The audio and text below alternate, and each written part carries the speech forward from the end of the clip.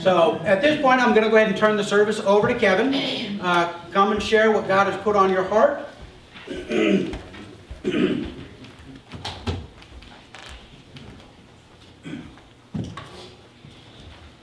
morning. Good morning.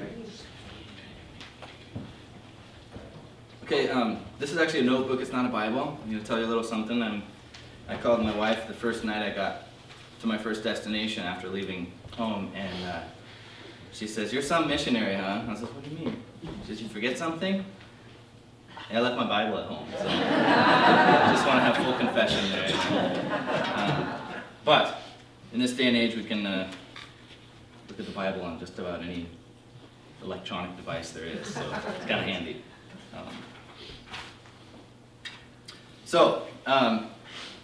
I guess I'd just like to start off by saying, Kakawiyari matsi uinaye, keparaka yuniwa ne iwama.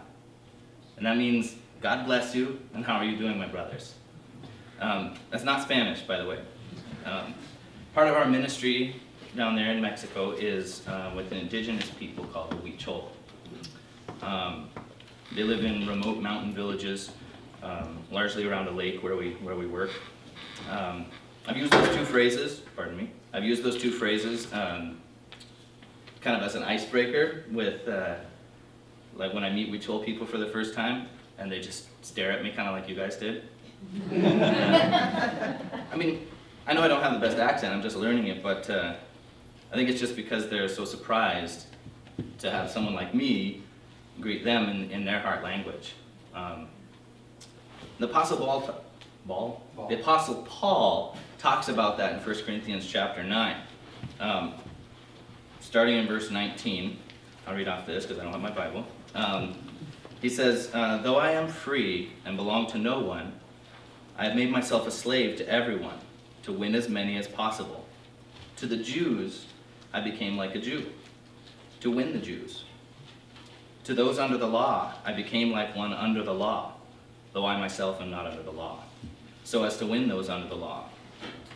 To those not having the law, I became like one not having the law, although I'm not free from God's law, but I'm under Christ's law, so as to win those not having the law.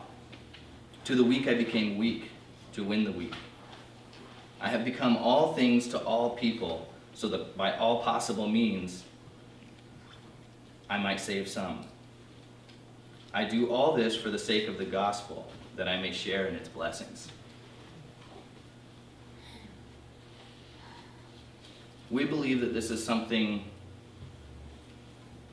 important, something of utmost importance, I guess you'd say, to put into practice on the mission field, but also in our everyday lives.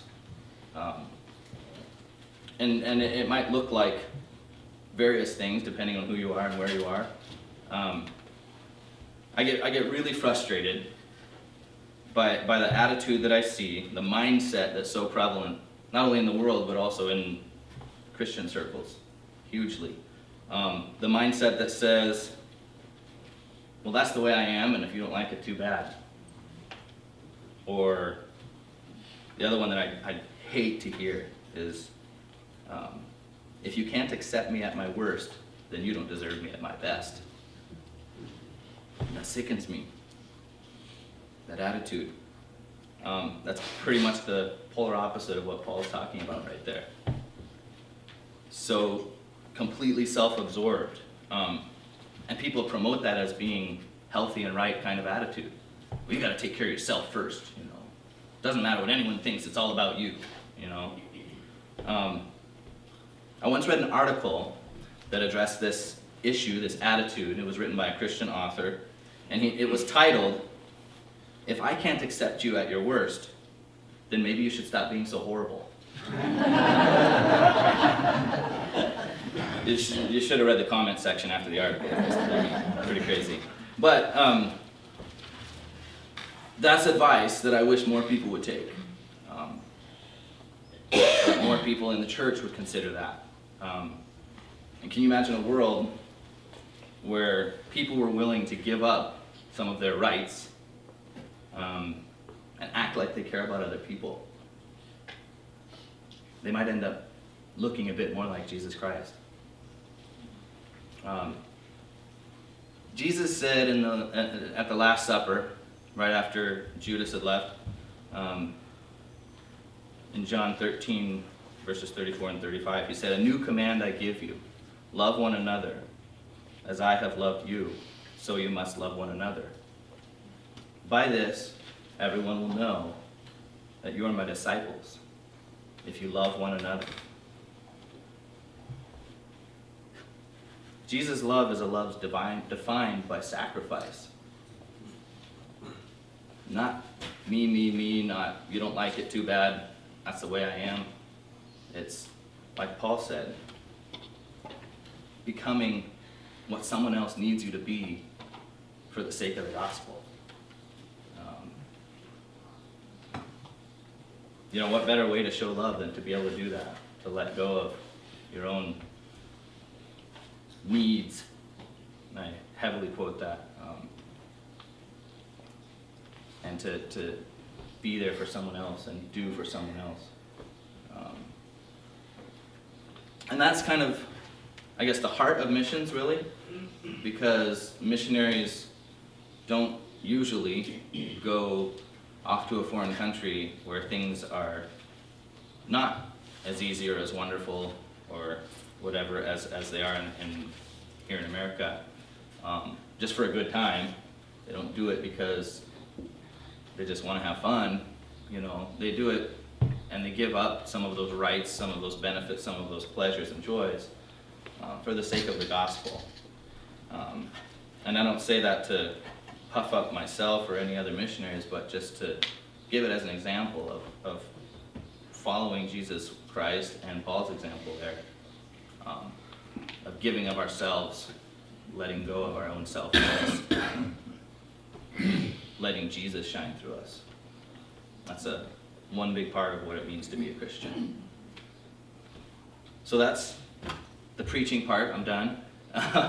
Now what we'll do is I'll show a video, real quick, short video, just kind of gives you an idea of what we've been doing. And then I'll have a slideshow and I'll kind of talk through it and explain and tell some stories, and then should have time for some questions and stuff if you have them afterwards. Proceed.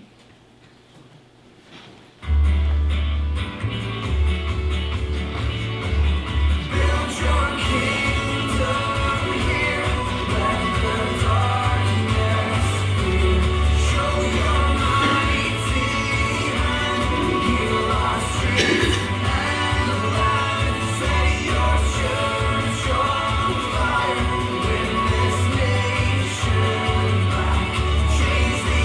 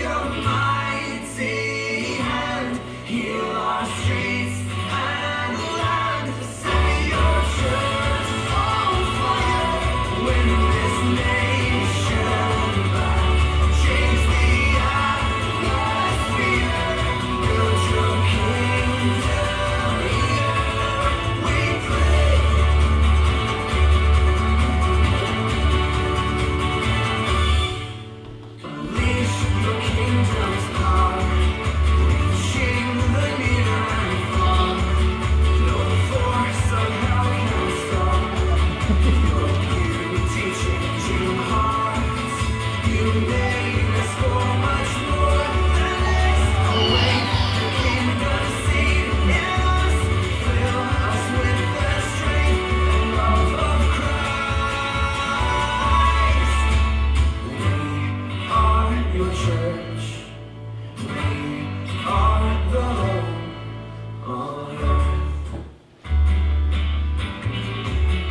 just starting over.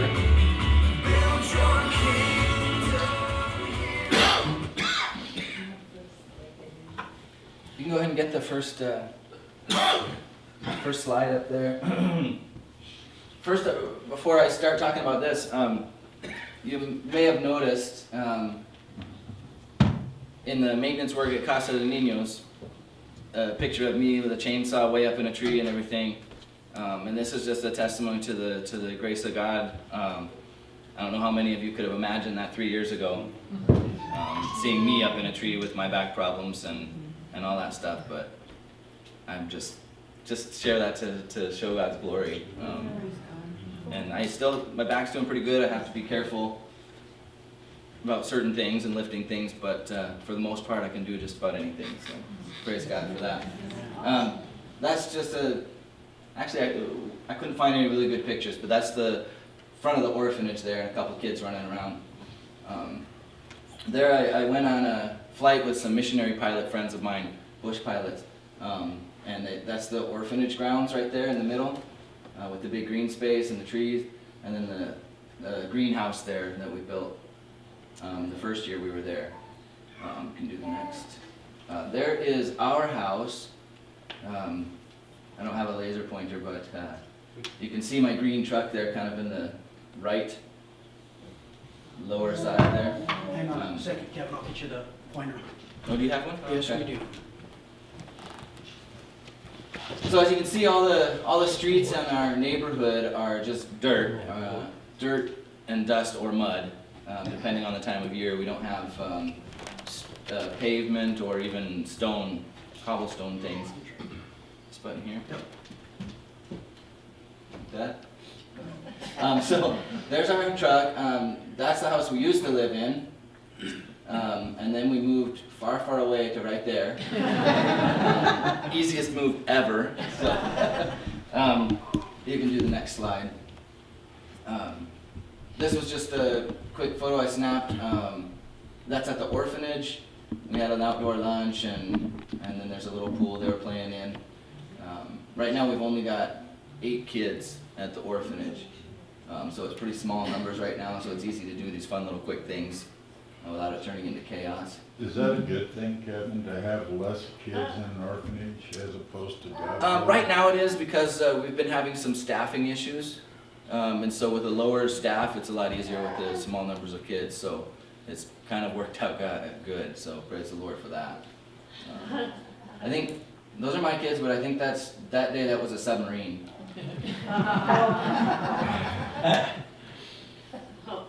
That one's kind of self-explanatory.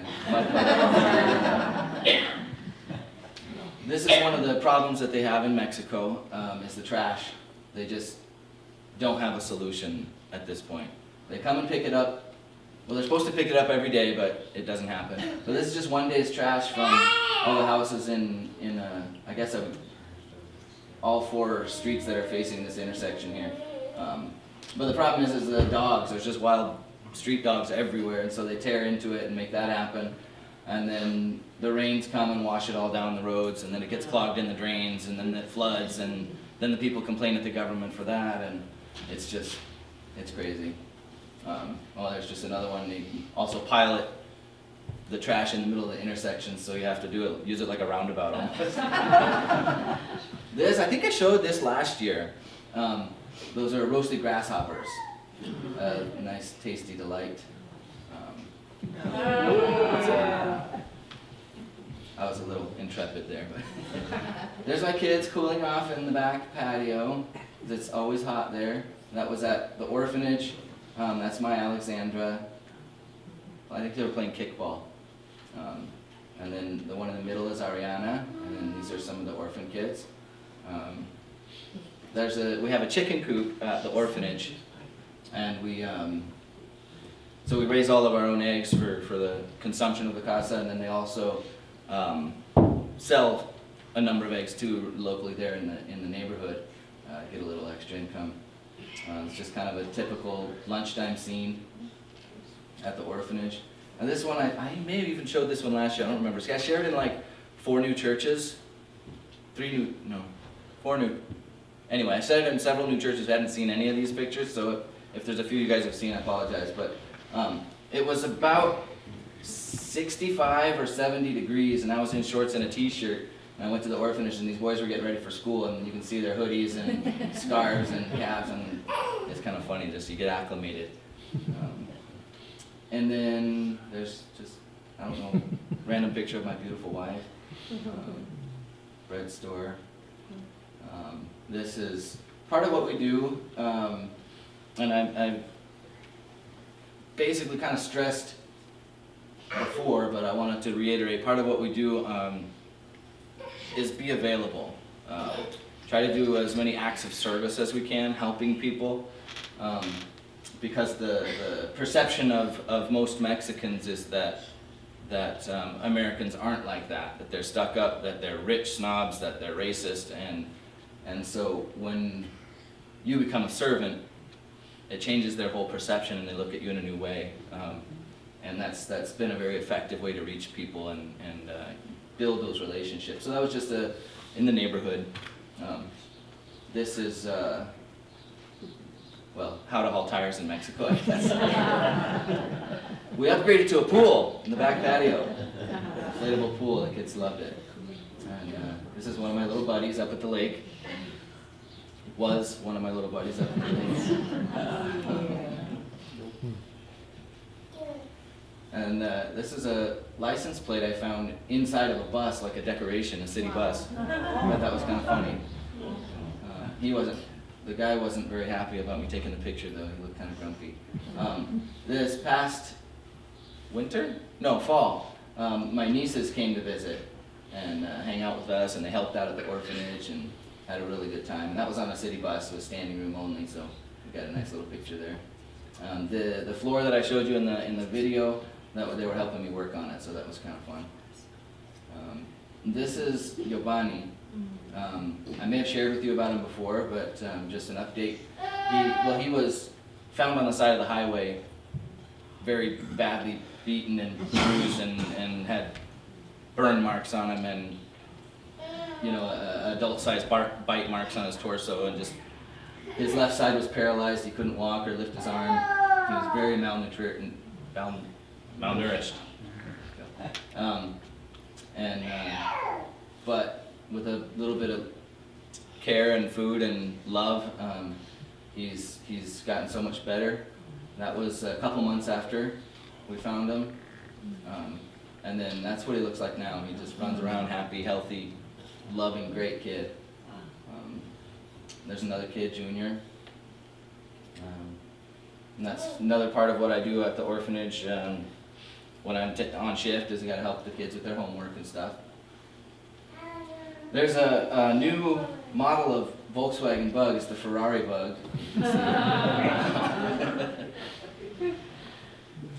This is a mechanic shop that I've taken different mechanical parts that need to be fixed. This guy, I don't get it. He doesn't have workbenches. He squats down and just works on the floor like that. But he's got cars lined up to work on. I don't know why he continues to work like that, but it's kind of funny.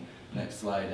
This is a small engine repair shop, and this is probably about a third of what was actually there. Piles just like that and tables just like that. I took a boat motor starter to get it repaired, and when I came back to pick it up, he's like, "Oh, let's see." Oh, and just pulls it off a pile. "Here's yours." "Are you sure?" But he did a really good job. It's been working great. And there was my girls at Christmas time, 2 of them.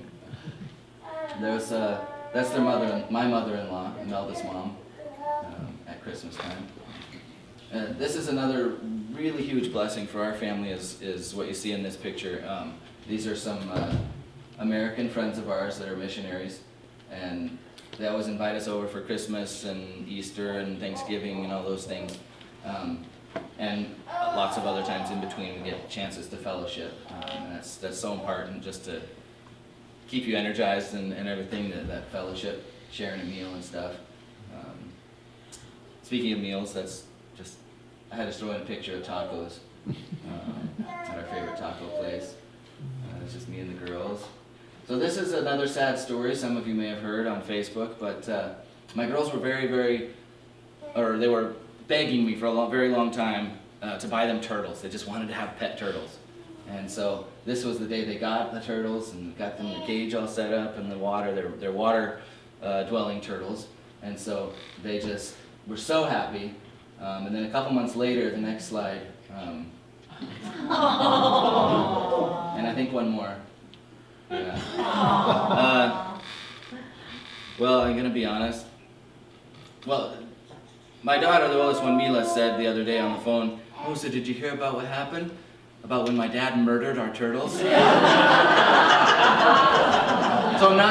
I thought she'd forgiven me, but maybe not quite yet. I don't know. Yeah, it was an unfortunate accident with the sun and stuff, and so it was kind of sad. This is just some kids playing at the orphanage. This was just 2 weeks before I left, took the kids to a play at the community theater, and it was a blast. That's how you haul fruit in Mexico. This is a group called the Pastors Alliance of Tepic. Tepic is the name of the city that we're in. This group of pastors, there's probably about 25 of them, and they invited me to be part of their group. They know I'm not a pastor, but in ministry. And they do organize events. They just kind of try to keep relationships built between the churches and do outreach together and fellowship. So they meet once a month. So it's been kind of a blessing there too, and also it's given opportunity for other outreach as I get to know these guys. And I'll tell you a story towards the end here about from a contact from one of these guys, but go ahead and go to the next. There's just a typical sunset up at the lake. The lake ministry, for those of you who don't know, I'll tell you quickly, is a couple, Dave and Barbara Sanders from Oregon, got a vision from the Lord to build a business in Mexico that could financially help and support the orphanage, the one that we serve at. And so their business is it is a sport bass fishing camp. So people come from all over the U.S. and we even had some guys from Sweden come, and they pay to go fishing, bass fishing, because it's an excellent bass fishery there at the lake. And then the proceeds, a very large portion of the proceeds goes to support the orphanage. Until we got there, that was basically the sole purpose of that business. But then my wife and I felt led of the Lord to start moving into that ministry, helping out with that and being part of it. It's kind of right up my alley. I like the outdoors and stuff like that. But the cool thing is the lake is just surrounded by thousands of indigenous people called the Huichol that I mentioned earlier. And they're very largely unreached for the gospel. And so us showing up there and taking part in this ministry, because Dave and Barbara don't really speak Spanish. They call it survival Spanish. So it hadn't really been on their radar even to start doing ministry out there. They were very focused on what their vision was. But then once we joined on, now they're just like, oh my goodness, this field is so ripe for the harvest, and now we have people working with us that can speak Spanish and can basically help expand the ministry. So it's been a really good blessing, and we're so excited about what God's doing. You can go to the next one. It's just one of the little lizards at the lake. There's some of the big lizards at the lake. So I see a 12-footer about 100 yards from the property jump in the water, And then the next picture. So the very next day, I was up to my chin in the water fixing the dock, and I couldn't stop thinking about that crocodile I'd seen. And every time a little bubble or a rock would come and hit my leg.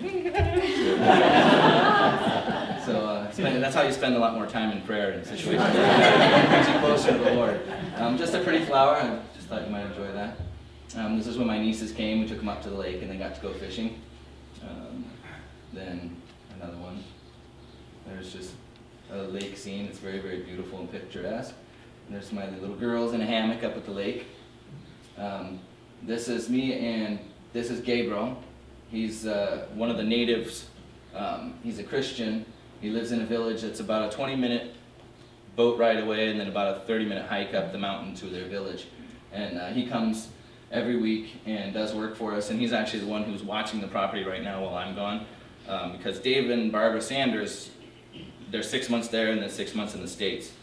And so right now they're in the States. Well, I had to come to the States, and so we left him in charge of property maintenance and whatnot. So it's been a real blessing. This is just us hiking up to a village to go do some ministry. This donkey has ice blocks. They don't have any electricity or refrigeration, so they would haul ice blocks all the way from the city. That's just kind of a typical village scene. The mud bricks that they make right there on site and build their structures. And then actually this is more for storage, and they actually sleep in these ones up off the ground. And then lots of pigs. They raise a lot of pigs. This is we were looking for workers to come, and so there's a Christian church in one of the villages, and we had a meeting. We asked if we could get some workers, and he called like every man in the village that was available, and they all came and they all sat down and talked to us. And of course, in that, I guess you'd call it a macho society, the women had to sit off to the side. They don't join in that. They do church together, but this was a men's meeting, and the women had to be sitting to the side. But it's kind of interesting. So we had well, let's go take a picture with them. And they were kind of like, well, what's going on here? You can see their faces. They're kind of embarrassed, but it was funny. There's me with a broken down boat. It's not fun. This is Herman. He's our resident non-poisonous snake. This is a termite mound. I put Gabriel down below it for scale. Next, that's kind of self-explanatory. And there's Gabriel. He lived on the lake his whole life, but he never caught a fish with a pole. They do gill net fishing, and so that was one of his first fish that he caught. He was pretty excited. And there's I took the family to the lake. They come up there with me fairly often. We have a caretaker's cabin that we built up there, and I was grouting the tile in the shower, and the girls were supervising me there. Just some of the foliage around there at the lake, I guess. You can see those orange flowers. The next slide will show a close-up. It's kind of really cool. There's lots of cool plants out there that we just don't have around here. Fun to look at. There's a view down the stairs at the lake. You saw in the video of the dry season versus the wet season. The lake is actually, it's a reservoir, so the water goes down during the dry season, and then it's like really high during the wet season. So right here there's about probably 125 steps from the lake to the top. And then during the highest water mark, during the wet season, the rainy season, it'll be like 40 steps or something like that. So it really goes up and down a lot. And that was at the lake with me and the girls, and I think Dave was there. Yeah, there's another one, Dave.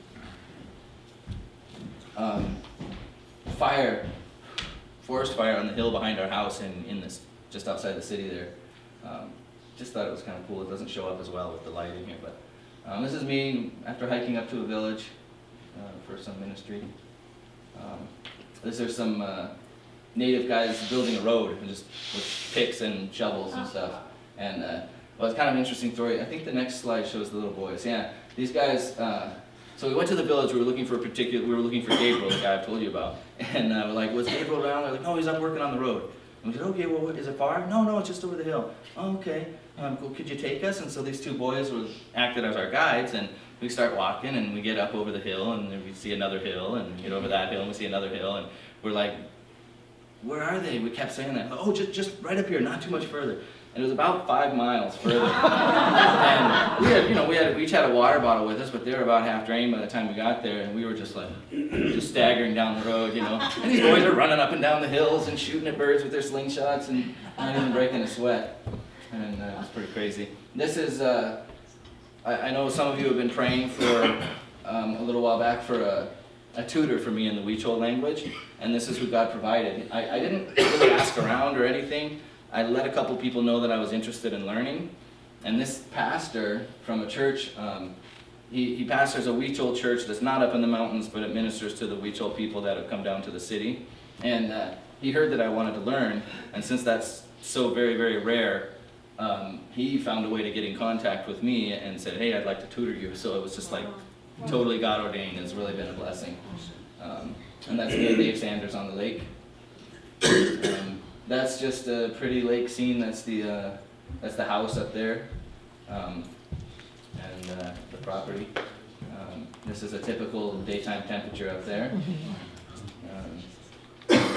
My Mila. And just, there's always something to do, something broken, something to fix, repair, cleaning the boats. Now this is what I was talking about, the opportunity I got from one of my contacts with the Pastors Alliance, and just part of how God's been moving on kind of, I guess, giving us direction for reaching the people in the mountains and just giving us more contacts when we weren't even looking for them in areas that we didn't expect. This little girl, the one in the wheelchair, her name is Natila, and she is 12 years old. And she was visiting some friends, and I don't know the whole story or all the details, but she got pushed in front of a train, and it cut off both of her legs above the knee. And they saved her life, but one of the pastors that I was talking about, he goes to a remote village and does some evangelism there, and not up near the lake, but a little further away. It was probably take about 5 hours to get to the village driving on what you could hardly call roads, but he saw this girl and got to know her and her family, and just I think it was 2 months ago she accepted Jesus Christ as her Savior, and he said, I got to do something, because part of the problem is the wheelchair, that's great and fine, but not in a remote mountain village with mud and horrible trails and just, So he said, she pretty much sat around all day, and if she wanted to go somewhere, she would just drag herself on the ground, kind of thing, because the wheelchair just didn't do any good. And so he said, I got to do something, And so he started praying, he started talking to contacts and finding a way to help her. And he, through the grace of God and the Christian contacts, he found a doctor who was willing to make or provide prosthetic legs for her, and then 6 months of physical therapy and stuff like that to learn how to use them and whatnot. But the problem that they had, and the reason I was contacted, is they didn't have a way to get her over to the city of Guadalajara, which is about a 3-hour drive. And so they asked me, hey, could you drive her there? Because they originally contacted the pilot friends of mine, and they were unable to because the planes were down for maintenance or whatnot. And so that was kind of an inroad, actually, and so we loaded her up in the vehicle. You can do the next slide. And this was the group that took her. Next slide. Yeah, and they just poured love on her. And in that first slide where she was sitting in the wheelchair with a family kind of close to her, they had a sponsor family as well that she was going to live with there. And their little girls were so excited to have a big sister coming, and they made her these welcome cards and everything. It was so sweet. Next slide. I was going to share one more thing about that as far as contacts and reaching people. Driving there, hanging out with them, they provided a meal and everything in Guadalajara. And we had opportunity to talk to the people for a while that were sponsoring her. And so the one guy there was asking me some questions and about what I do and what I'm doing in Mexico and blah, blah, blah. And so I told him and was telling him about the Fish and Mission Adventures and our attempts to reach out to the Huichol. And he's like, really? We gotta talk. I'm like, what's going on? So apparently he's really felt led of the Lord to reach the people there, even though it's a 3-hour drive to get to the lake, or almost 4-hour drive to get to the lake. He's been going there once a month and just trying and struggling to get outreach done and get evangelism and bring doctors and things to minister and minister their physical needs as well. But the problem is they don't have any kind of a base there. They don't have any contacts really there. So it's been kind of very, very slow progress and hard for them. And basically we have the infrastructure in place. We have the heart and the desire. We have boats. And we've been looking for kind of helpers and people to help push this along, And so that's something we're really looking forward to developing in the future. So it's just amazing how God used everything, all these circumstances, so that I could meet that guy, and just it's so awesome what God does. This was actually on my way here. The missionary pilot friend of mine, like Glenn mentioned, needed to take the airplane back for maintenance to the U.S., and so he gave me a free ride to Tucson. He actually let me fly the plane for like 6 hours. It was awesome. I'd never flown before, so. And we're still alive, so. There's just my family. We're in the park eating shaved ice. And I don't know if there's any more. Is there any more? That's it. No, that's it. So, we've been so blessed. We've been so richly blessed. I don't really even know what else to say about that. God has kept us safe in spite of the turmoil and the horrible things that do go on down there. I've been asked, and maybe some of you were planning on asking even, but is it safe down there? And my first response is, we're always safe. God has a plan for us, and there's no safer place than being in His will, and we believe that we're in His will. Is it in general a safe place to be? No, it's not. It's calmed down a little bit, so there's only averaging about 3 or 4 murders a day in our city, and this is drug cartel related murders. There's other stuff that goes on, but that's the worst of it. We've been saved by the grace of God from being involved or close to anything like that. A couple weeks before I left, there was a huge confrontation between some drug cartels and the state police and the city police and the Army and the Marines. And there was 2 helicopters, and there was grenades, and there was automatic rifle fire, and we were 2 blocks away from it. Not in our neighborhood. We were actually driving down the highway, and the exit we would normally take was about a half a mile down the road. Well, my wife saw a fruit stand and goes, "Oh, let's go get some fruit." So we turned early, went and got some fruit, and then took the back streets to go over to my mother-in-law's house. But we ended up being about 2 blocks from where that happened. But with the timing and everything, when it all went down, we would have been right there if we just continued on our normal way. So, God's hand is on us, protects us. That's probably the biggest danger is wrong place, wrong time. We're not really targets. People aren't saying, "Oh, let's shoot them or let's kidnap them."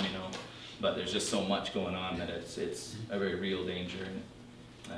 But like I said, God has preserved us, and it's been a blessing. I guess if anybody has any questions, I could address those now. Got lots of mosquitoes down there by the lake.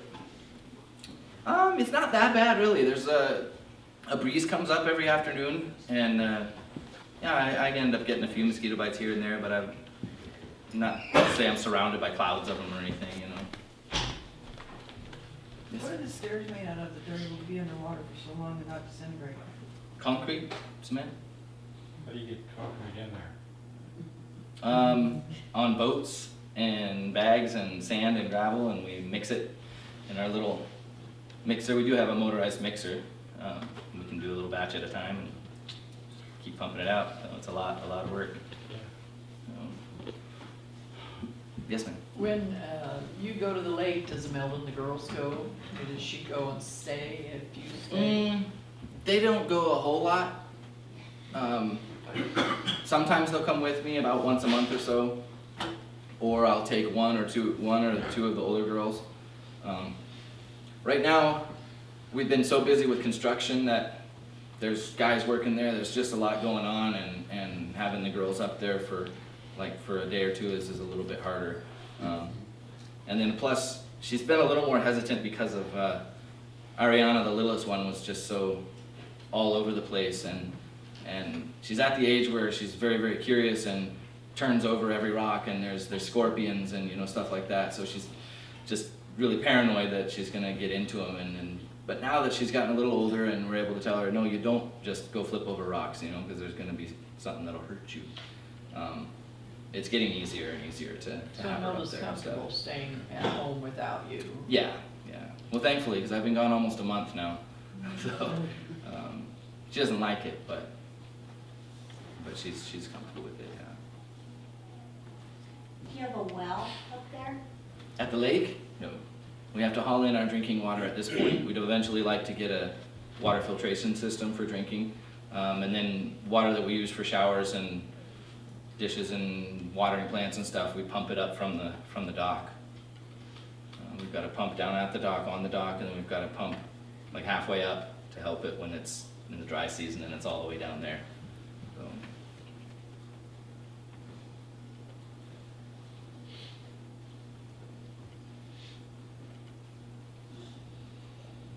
Is MS-13 a part of your gang-related troubles now? I don't believe that they're in our area. Okay. But there's three main ones that battle for territory and battle for rights to do their horrible things. And then there's offshoots, and then there's upstarts, and it's just a lot. Do you have or see the sex slavery going on? I haven't per se witnessed what I knew to be that. I hear about it in the news and talk to people that hear about it. There's just a lot of things that go on that we don't see as much of here in the States, like someone in my mother-in-law's neighborhood 2 years ago, right before we got there actually. When their son went missing, and then he was dropped off a few days later with all his organs gone. So they trafficked those or whatever. So things like that happen a lot. Long term, do you think God will have you staying in Topeka or moving up more and more to the lake and working up there? At this point, we're feeling like God's leading us more and more towards the lake. We don't know exactly what that's going to look like, as far as if we'll still live in the city and then spend more time back and forth, or what exactly is going to happen. Part of it kind of depends on how God leads as far as our involvement with Fish and Mission Adventures. I know Dave and Barbara Sanders, the founders and leaders of that mission, they believe we're like a gift from God, and that we're going to take the whole thing over when they retire, because they're in their 60s. And so if that's what God has for us, then we would probably eventually move up to the lake and live there. But we don't know. It's all up to God at this point. Right now, we're just taking every opportunity to pursue people for the gospel. It's going to be quite a sacrifice to have to be a world-class fishing resort like that. Yeah, it's terrible. I mean, I got to go fishing at least twice a week. It's rough. Yes, ma'am. Do the kids ever get adopted out of that? Yes, that's actually one of the reasons why the numbers are so low right now. Is in the last 2 years we've had, I think, 7 adoptions, which is kind of unprecedented. It doesn't, they usually get maybe 1 every couple years, but since we've been there, well, actually right before we came, I think 2 were adopted, but since we've been there, there's been 5 or 6 now that have got adopted. Adopted locally, or do they ever get? Mexico, yeah. 2 girls, sisters, teenage sisters, were adopted by some American missionaries that live in Mexico and are permanent residents down there. And so then others have been just adopted by different Mexican people. Is the screening process pretty good? For adopting? Yeah, it's a pretty rigorous process. I was actually fairly impressed. Okay, well, Kevin is, One more. Yeah, do the Huichol people have a Bible in their language yet? The Huichol people, until about, I think 30 years ago, they started making the written language. They didn't have one up to that point. And they started translating the Bible as soon as that was the reason they made a written language. One of the only white guys, the only Americans or whatever that speak the language, started that process. And now I actually got to meet the translation team, and it's a bunch of Huichol pastors and ministers and men that are translating the Bible. The New Testament is done, and the Old Testament is almost finished. I think they've got probably about 6 months left on it, so they do now.